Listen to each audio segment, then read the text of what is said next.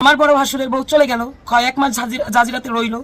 জাজিরাতে থাকার পরে বাড়িতে আসলো। আমার বড় ভাসুরের শাশুড়ি আসলো, আইসা আমাকে বললো ডাক দিয়া, খুকি যা যাই হয়েছে আমার মেয়েকে তুমি ওই বিল্ডিংয়ের অর্ধেক দিয়ে দাও, তারপরে আমার মেয়ে থাকুক ওই বিল্ডিংয়ে, ওর ছেলে মেয়েকে নিয়ে এই টিনের ঘরে জড়ায়, শাইন ঠিক মতন বাড়িতে থাকে না, তুমি ওই বিল্ডিংয়ের অর্ধেক দিয়ে দাও, আমার মেয়ে আস্তে আস্তে টাকা দিয়ে দিব না। তখন আমি আর কিছু উত্তর দিলাম না। তো আমি আমার শাশুড়ির বললাম, আমার শাশুড়িকে যখন বললাম তখন মিম ছিল। মিম বললো, কেন তার মেয়েকে আপনি অর্ধেক কেন দিতে যাবেন? এটা কখনো করবেন না ভাবি, কেন দিতে যাবেন? তারা কইরা নে, আর আপনি কি ওনাদের সাথে চলতে পারবেন? আপনি এইসব কাজ কখনো করবেন না, ঠিক আছে? তো সেখান থেকেই হইলো, হয়তোবা শুনতে পারছে যে আমি বিল্ডিংয়ের ভাগ দিব না। হ্যাঁ, আমি কেন আমার নিজের টাকাটা করে আমি আরেকজনকে বিল্ডিং দিব? সেখান থেকে আমি ওনাদের কাছে কালার, তো আমাকে কালার বানাই আর কি করবে বলেন? কি করবে? কারণ আমার যা দেওয়ার দিচ্ছি আর কোনো কিছু আমি দিব না কাউকে, না কাউকে না। কেউ যদি আমাকে আজকে বলে যে, ধরেন সাপোজ আমি যেমন মানুষকে এই যে টাকা পয়সা দিয়ে আমার আত্মসম্মান, আমার মান সম্মান খেয়ে ফেলছে, এখন যদি কোনো মানে একটা অসহায় ব্যক্তি এসে বলে যে খুকি আমাকে 10টা টাকা ধার দাও, আমি তাকে একদম কথা শুনে টাকাটা দিব। যেমন ধরেন, ভাই আমি টাকাটা তোমাকে দিলাম, তুমি টাকাটা নিছো ঠিক আছে, কিন্তু আমাকে কিন্তু আমি যে একজনকে টাকা ধার দিছি বা অমুক কিছু করছি, তারা কিন্তু আমাকে এভাবে কথা শুনাইছে, আমি কিন্তু তোমার কাছে টাকা চাবো না, সময় মতো নাই আমার দিয়া যাইবা, এভাবে আমি বলে দিব। আমাকে নিয়ে কেনই তাদের আজকে এত আমি খারাপ, আমি খারাপ, আমি খারাপ, এটা আপনাদের বুঝাইতেই হবে। বলেন তো, এটা কেন বুঝাইতেই হবে? আমি যদি কারো চুলার পার যায় ভিডিও বানাইতাম, আমি যদি কারো ঘরে যায় ভিডিও বানাইতাম, আমি যদি কারো মানে মাথার উপরে লবণ থইয়া তাদের বড়ইটাই খাইতাম, তাইলে তারা আমাকে নিয়ে এত কথা বলতে পারতো, এত কিছু করতে পারতো। হ্যাঁ, এখন তাদের চামড়ার মুখ, তারা যা খুশি তাই বলে। হ্যাঁ, আমি বলবো না যে আমিও বলি নাই, আমিও কম বলি নাই, শুধু তাদেরকে পরিমাণ মতো ডোজটা দিছি। পরিমাণ মতো ডোজগুলো পাইয়া তারা আরো মানে বাড়তে চেষ্টা করছে, যে দোষটা তো পরিমাণ মতো হয়ে গেছে, আর একটু উপর দাপ এক কাঠি উপরে উঠাই, এটা চিন্তা করছে। দেখেন, আজকে আমার শাশুড়ির কাছে আমি কেন যাই? আচ্ছা বলেন তো, আপনারা কি 2-4 বার কি শুনছেন কারো ভিডিও থেকে যে আমি আমার শাশুড়ির সাথে ঝগড়া করে ওই বাড়িটা ছেড়ে চলে গেছি? আমি 2 বার ভিন্ন হয়েছি, এটা শুনছেন না গল্পটা, আষাঢ়ের গল্পটা আপনারা এটা শুনছেন। আমি 2 বার ভিন্ন হয়েছি, এই 2 বার ভিন্ন কিন্তু আমি আমার শাশুড়িরে করে দিইনি, আমি আমার শাশুড়ি কই না, আমার শাশুড়ি আমাকে করছে। একবার ভিন্ন হয়েছি, আমার শাশুড়ির বড় ছেলের একটা বউ ছিল, সেই বউটা কোনো কাজকর্ম করতো না, উল্টো আরো পরকীয়ায় লিপ্ত হইতেছিল। আমার শ্বশুর বাড়ি থেকে কোনো এটার প্রতি মানে আসতেছিল না, বাট অন্য অন্য আরো কিছু বিষয় আছে যেটা নিয়ে সে সবসময় মানে কি বলে মানে প্রতিনিয়ত আমাকে বলতো কি যে আমি আমার শাশুড়ির মেয়ে, আমার শাশুড়ি আমাকে সব দিকটা থেকে করে সাপোর্ট করে, আমার শাশুড়ি এই, আমার শাশুড়ি ওই, এই জিনিসগুলো বলতো। তখন আমার শাশুড়ি মানে দুজনের ঝগড়া, যেটা হলো দুজনের ঝগড়া যাতে না লাগে, আমাদের দুজনের ঝগড়া, আমরা কিন্তু কখনো গলা বাইরে এই ঝগড়া করি নাই, মানে আমার ওই শাশুড়ির আগের ছেলের বউটার সাথে। হ্যাঁ, তো সেখানে আমাদের দুজনের যেন ঝগড়া না লাগে, এই কারণে আমার মানে শ্বশুর বাড়িতে যে কোনো একটা জিনিস, এই যে জিনিসটা হয়েছে, মনে করেন যেই জিনিসটা হয়েছে, এই জিনিসটা হয়তো আজকে আমি না বলছি, এই গল্পটা আরেকজনের মুখ থেকে শুনবেন, সে আইসা সুন্দর করে বলবে, সে সুন্দর করে যদি বলে তারপরে মানে বলবে যে আমি শুনছি, সে বলার পরে আমি আবার এই গল্পটা আপনাদেরকে বলবো না যে কিভাবে আমাকে ভিন্ন করে দিচ্ছে। তো যাই হোক, সেখান থেকে ভিন্ন হয়েছি, আবার এই পর্যায়ে আইসা আমার শাশুড়িকে নাকি বলে আমি তুই তুকারি করি, বকা ঠকা দিই, এটা একজনের মুখ থেকে শুনছি। শোনার পর আমার মনে হইলো আমি যেই শাশুড়িকে আজ পর্যন্ত মানে মা তুমি বলি নাই, আপনি থেকে তুমি বলি নাই, হ্যাঁ, তবে বলছি লাস্ট আমার শাশুড়ির সাথে আমার সাথে খুব ভালো একটা সম্পর্ক হয়ে গেছিল। মানে এই যে আমাদের বিল্ডিং করলাম, তখন বলতাম মা এটা তাড়াতাড়ি করে দাও তো মা, এটা করতে হবে মা, এটাকে আমি এখন করবো মা, দেখো তো, মানে এরকম একটা নিজে থেকে একটা ফিলিংস ওঠে। মানে হয় না যে নিজের মাকে যখন তুমি করে কথা বলি, শাশুড়ির সাথে আমার সাথে এত ভালো সম্পর্ক, আমি কেন শাশুড়িকে মা বলতে পারবো না, এরকম ঠিক হয়েছে। তো আজকে আবারও মনে করেন সেই আমার শাশুড়ি কিন্তু মানে আমার সাথে থাকবে না, ভিন্ন হবে, যার যারটা সে শেখাক, ভালো খাবে, আমার শ্বশুরকে নিয়ে সে আমাদেরকে ভালো রাখতে চাইছে, আমার শ্বশুরকে নিয়ে সে ভালো থাকতে চাইছে। তো সেই ভিন্নটা আমাদের একটা ড্রামা হয়ে গেল। হ্যাঁ, ড্রামা হয়ে গেল। তারপরে এখন আমার শাশুড়ির কাছে আমি কেন যাই, আমি কেন বাড়িতে যাইয়া মানে থাকি না, আমি খারাপ দিকে এই জন্য আমি চলে আসছি। আমি বাড়িতে যাই কেন থাকি না, বাড়িতে যাওয়ার যেন আমি কি যেন ভিডিও বানাই, বাট বাড়িতে যাওয়ার জন্য আমি মানে এটার করি, সলিউশন বের করি, যাতে মানে এই দূরে থেকে টাকা ইনকাম করার জন্য এগুলো যেন না করি। আচ্ছা শোনেন, আপনাদেরকে বলি, আপনারা আমার ভিডিও যারা না দেখছেন, যারা দেখছেন আরেকবার তারা গিয়ে অতি বিলম্বে তারা গিয়ে হইলো আমার ভিডিওগুলো দেখবেন, যে আমি কতবার বাড়িতে গেলাম, আমি বাড়ি থেকে আদৌ গেছি, বাড়ি থেকে কেউকে ডাকছি, বাড়িতে যাই আর মানে থাকছি, যে আমার সাথে কে কথা বলবো সেটা নিয়ে আমি কথা না বলছি। তো এই যে আপনাদেরকে বলে যে এই কি যেন আমাকে নিয়ে যদি একটা ভিডিও দেয় তাহলে আমি 3টা ভিডিও দিব, 3টা ভিডিও দিব। সেই ব্যক্তিটারই আমি বললাম, আমি আজকে সেই ব্যক্তিটাকে আমি বলতেছি, আমি যে একটা ভিডিও বানাইছি, সে 2-3টা ভিডিও বানানোর পর আমি একটা ভিডিও বানাইছি যে আমাদের সম্পর্কগুলো ছিল এরকম। আমি যখন খাইতে বসতাম তখন জালকে ছাড়া খাইতাম না, জাল যখন খাইতে বসতাম তাকে ছাড়া খাইতাম না, এবং কি আমরা এমন একটা সময় গেছে 600 টাকা 3 পিস পরে ঈদ করছি। এখানে তার সাথে কিন্তু আমার ঝগড়ার কোনো কারণ আসে নাই, না ঝগড়ার কোনো কারণ আসে নাই। আর আমি তাকে বলি নাই যে আমার টাকা দিয়েই তারে আমি কিনা দিচ্ছি, এটাও বলি নাই। হ্যাঁ, সে কি করলো, এটার একটা মানে অ্যাটাক করলো, ঠিক আছে, এটার একটা অ্যাটাক করলো আমাকে, যে তার স্বামী 10,000 টাকা দিছে। সেই আমি পরের ভিডিওতেও বললাম যে আমার আদৌ মনে নাই তার স্বামী 10,000 টাকা দিচ্ছে। সেটা আমার স্বামীরে জিজ্ঞেস করলাম, আমার শাশুড়িকে জিজ্ঞেস করলাম, দুজন মানুষ না করলো। আমি তো জানিই দেয় নাই, তারপর আমি শিওর হওয়ার জন্য আমার স্বামীকে, আমার শাশুড়িকে জিজ্ঞেস করলাম, দুজন মানুষই না করলো। সেই জায়গায় আজ সে একা, আমরা 3টা মানুষ মিথ্যা, আমরা 3টা মানুষ মিথ্যা, সে একলা সত্যি। বুঝতে পারছেন তো, সে একাই সত্যি। আচ্ছা, তো আমাদের সংসারে যদি 10,000 টাকা তার স্বামী দিয়ে থাকে, একটা মানুষের ঈদের সময় তার দাদিকে কাপড় দিলাম, তার মাকে দিলাম, সেটাও মানে বললো না আপনাদেরকে, তার মাকেও যে দিছি সেটা বলে নাই। তারপরে তার দাদিকে কাপড় দিছি, সেমাই সুজি কিনা দিয়ে আসছি। আচ্ছা শোনেন, তার দাদির একটা কাপড় তো 1000 টাকার কম দেই নাই, 1000 টাকার কম 500 টাকার কাপড় যেটা হয়, সেটা কেমন কাপড় হয় ঈদের ভিতরে আপনারা সবাই জানেন, আমি আর না বলি। তো 1000 টাকার একটা কাপড় দিছি, 500 টাকার কি বলে সেমাই সুজি দিছি, এর চেয়ে কম দিছি, তাহলে ধরেন 250 টাকার দিছি। কত হইলো? 500 আর 250 কত হইলো? 750 টাকা।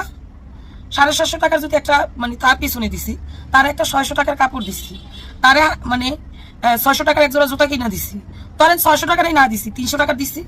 আপনারা হিসাব করলেন, আমি যদি এটা হিসাব করে আপনাদের বলতে যাই তাহলেও হয়তো আমার ভিডিওতে আর বেশি কথা বলা হবে। তারে 600 টাকার এক জোড়া জুতা দিছি, হ্যাঁ, তারপরে ধরেন অন্য আর কিছু নাই দিছি। সেইবার ঈদে তারে 1000 টাকা আমার স্বামী সালামি দিছে, এটা কিন্তু তার স্বামীর টাকা থেকে দিছে, ঠিক আছে, এটা তার স্বামীর টাকা থেকে দিছে, কারণ আমাদের তো টাকা ছিল না, তার স্বামীর টাকা থেকে দিছে। হ্যাঁ, তো তার ঈদের সালামি 1000 না 2000 টাকা দিছি। তারপরে শ্বশুর শাশুড়িকে নিয়ে ঈদ করছি 2 জালে। শাশুড়িকে 500 টাকার একটা 3 পিস কিনা দিছি, আমি 600 টাকার একটা 3 পিস নিছি। তার দেবরকে ধরেন একটা লুঙ্গি কিনা দিছি 300 টাকা দিয়া। তারপরে তাদের বাড়িতে সেমাই সুজি আনছি, কারণ আমাদের কিন্তু এখানে কিছুই নাই, আমরা কোনো টাকাই কামাই নাই, আমাদের কোনো অস্তিত্বই নাই। তো এখন সে কি বলতে চাইতেছে, যে তার স্বামীর টাকাতে যদি তারে 600 টাকা দেওয়া হয় একটা 3 পিসের যায়, তার দাদিকে যদি একটা কাপড় দেওয়া হয়, তার বাপের বাড়িতে যদি সেমাই সুজি দেওয়া হয়, তাহলে তার স্বামীর টাকাতে যদি তার বাপের বাড়িতেই সবকিছু দেওয়া হইল, তাকেও দেওয়া হইল, তাহলে তার মা, তার বাবা, তার ভাই, তার ভাইয়ের বেটারা, তার ভাইয়ের বউ, এরা কি আঠি? আমাকে বলেন, এরা কি আঠি? একটা সংসারে, যৌথ সংসারে যদি তার বাবার বাড়িতে এই জিনিসগুলো দেওয়া হয়, তাহলে কি আমাদের জন্য কি তার 1 টাকা হক নাই যে আমাদেরকে দিবে না? একটা সংসারে এটুক কি তার হক নাই? যে এই 10,000 টাকার ভিতরে কি হয়, আমি মেনে নিলাম সে তার জামাই 10,000 টাকাই দিচ্ছে, 10,000 টাকার ভিতরে কি তার বাবা মা হক নাই, তার ভাই হক নাই, তার বোনরা হক নাই? শোনেন, মানুষকে যদি গল্প শুনাইতেই আসেন, সেই গল্পের আগে পিছে কি থাকে সেভাবে হইলেও গল্প শুনাইতে আসবে। আপনি ভিডিও বানান, আপনি 4টা করে ভিডিও বানান, তাতে আমার কোনো সমস্যা নেই। আমি একটা জিনিস বলছি না, মানুষ যদি, আমি যদি যে রাস্তাটা হাইটা যাই, আমাকে যদি সম্মান সহকারে জিগাইতে পারে যে খুকি দাঁড়াও, তোমাদের বাড়িতে কি হয়েছে, কি হয়েছে, এগুলো নিয়ে কেন ভিডিও চলতেছে, তখন আমি তাকে বলি যে ভাই, একটা সংসারে ভাই বা বোন, একটা সংসারে থাকতে হইলে নানান পদের ঝামেলা আসে। সেই ঝামেলাটা হয় কি, যে পাড়া প্রতিবেশীকে নিয়ে এটার একটা গল্প গুজব করা হয়, ধরেন এই বাড়ি ওই বাড়ি ওই বাড়ি গাইয়া বেড়ানো হয়, কিন্তু আজকে আমরা সোশ্যাল মিডিয়াতে কাজ করি, এজন্য একজন আমাকে বলছে, সেটার উত্তর আমি দেই। তারা কি বলে জানেন? তারা আমাকে বলে যে হ্যাঁ, তা তো দেখতেই পারতেছি, তাইলে যে তুমি যে এই যে যাওয়ার পর তুমি তোমার শ্বশুর বাড়িতে এত এত কিছু করলা, যেটা আমরা ইউটিউবে দেখলাম, যেটা আমরা সামনাসামনি দেখলাম, তোমার তো তার কোনো দামই নাই, তোমার শ্বশুর বাড়িতে তার কোনো মূল্যই নাই। আমি তখন কি বলি জানেন? আমি তখন বলি যে আমাকে মূল্য দেওয়ার জন্য আমার শ্বশুর শাশুড়ি আছে, আমাকে মূল্য দেওয়ার জন্য আমার স্বামী আছে, আমাকে মূল্য দেওয়ার জন্য আমার পাড়া প্রতিবেশী আছে। আমাকে যদি মনে করেন যে আপনারা আছেন, আর এর ছাড়া বাইরের যারা হাজার হাজার দর্শক দেখে, যারা বলে যে খুকি খারাপ, খুকিকে নিয়ে আসো, খুকিকে পাগল বানাইয়া দাও, তারা তো আমার জীবন বিস্তারিত কিছুই জানে না। তারা কি জানে? এগুলো জানে না। কারণ তারা কি করে জানেন? তারা হইল অনেক আগে থেকেই যাদেরকে দেখে আসছে। কারণ ভিডিওর মাধ্যমে কি দেখানো হয় আপনারা শুনতে পারছেন, যে ভিডিওতে দেখানোর জিনিসগুলো হইল কারেক্ট, যে কোন জিনিস এটা হলো দেখানোর যুগ। কিন্তু আমি তো আর ভিডিওতে দেখাই নেই, আমি দেখাই নেই, এটা হলো দেখানোর যুগ। যারা দেখাইছে সোজা কথা, 1 টাকার একটা সুতা কিনা আপনাদের দেখাইছে। আমি তো 1 টাকার একটা সুতা কিনা দেখাইতে পারি নাই, আমি 1 বস্তা চাল কিনা আমি দেখাইছি, সেটাও দেখাই নাই। রাঁধছি, খাইছি, আনন্দ করছি, এজন্য আমার কোনো গুরুত্ব নাই। আমি যদি এই যে ঘর বাড়ি জায়গা জমি এই জিনিস না কইরা, আমি কি করতাম? মাসে 10,000 টাকা কামাইছি, 5,000 টাকা নিজের সংসারে খাইতাম, আর 5,000 টাকা দিয়া মনে করেন যে আমার বাড়ি থেকে একদম 1 কেজি মিষ্টি, তারপরে 1 প্যাকেট বিস্কিট, তারপরে 1 প্যাকেট চানাচুর ধরেন বা নাই দিলাম, গাড়ি ভাড়া দিয়ে 2 দিন পর পরেই ননদের বাড়িতে যাইতাম, মামা শ্বশুর বাড়িতে যাইতাম, জালের বাপের বাড়ি যাইতাম, সব ভাসুরকে নিয়ে জালেকে নিয়ে একটু ঘুরতে যাইতাম। তাইলে আমাদের ভিতরে থাকতো খুব সুন্দর একটা সুমধুর সম্পর্ক। তাইলে আর আমাকে কেউ বলতে পারতো না যে আমি কারোর জন্য কিছু করি নাই। বুঝতে পারছেন? আমি কারোর জন্য কিচ্ছু করি নাই, এটা বলতে পারতো না। আমি সুন্দরভাবে যাইতাম, ননদের কাছে থাকতাম, ননদের মাথায় বিলি দিতাম, ননদ আমার মাথায় বিলি দিত। তখন আর এতটা সুযোগ করে ননদ আমার বাড়িতে আসতো না, বলতো কি ভাবি তো কালকে গেছে, ভাবি তো এসে গেছে, তাহলে আর ভাবিরে ভাইবাটা বাপ মারে কি দেখতে যাব, তাহলে 2 দিন পর যাই। 2 দিন পর পর করতে করতে হয়তো কি আমি যাইতাম তার বাড়িতে 1 দিন, সে আসতো আমার বাড়িতে 1 দিন, মাস শেষ আবার আমি যাইতাম আমার ননদের বাড়িতে 1 দিন। যখন আমি এই বড় ননদের বাড়িতে যাইতাম, ভাবিরা বাড়িতে নেই, কোথায় যাবো? ছোট 2 ননদ বলতো যে ভাবিরা আইসানুক। আবার কি করতাম? ওইখান থেকে আসার পর ছোট ননদের ফোন দিতাম, যাই আমরা বেড়াই আসছি, আইসা বেড়াই যা। ওরা আসতো বেড়াইতে, ওরা বেড়াই যাইতো। এবার ভাবি তা যাইয়েন, আমি আমার 2 ননদের বাড়িতে ওই জাজিরা যাইয়া 2 দিন করে মনে করেন যে 4 দিন থাকতাম, বাড়িতে আসতাম, ওই দাদা 8 দিন খাইটা যাইতো, সবাইগুলো এভাবে যাইতো। কিন্তু হয়েছে কি, আমি যাই নাই, শাশুড়ি যায় নাই। তবে এখন আমাদেরও মন চাইছে ননদদের দেখতে, আস তোরা, আমরা একসাথে গল্প যোগ করি, রান্না বান্না করি, আমাদের কিছু না শাক ভাত রান্না খাই। ননদদের নিয়ে আসছি আমার বগালে, আমার শাশুড়ির বগালে, ননদরা আসছে। আমাদের সম্পর্কগুলো একটু একটু করে ঝগড়ার সৃষ্টি হয়েছে। সেই ঝগড়ার সৃষ্টির মাঝখানে যেই ব্যক্তি তাদের জন্য কোনো কিছুই করলো না, শুধু আয়সা বাড়িতে 2 দিন রয়েছে, 2 দিনে সব মিলা 1 বেলার বা 2 বেলার থালবাড়ি ধুইছে, সে থালবাড়ি ধুইছে, ঘর দুয়ার ঝাড়ু দিছে, তার ইত্যাদি ইত্যাদি হয়ে গেছে। ভাই আমি তো কোনোদিন দেখলাম না তোমারে যে আমার ঘরে বসে টেবিলে বসে খাইছো।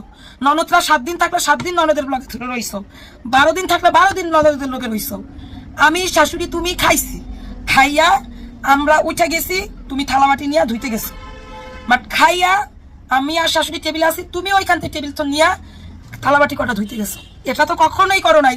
তুমি আরো বরঞ্চ কি করছো, খাইয়া তাড়াহুড়া করে উঠা যাইয়া আবার বাইরে যায় ননদের সাথে গল্প করছো, নইলে নিজের ঘরটা গুছাইতে গেছো, নইলে অন্যান্য জিনিসে তুমি রইছো।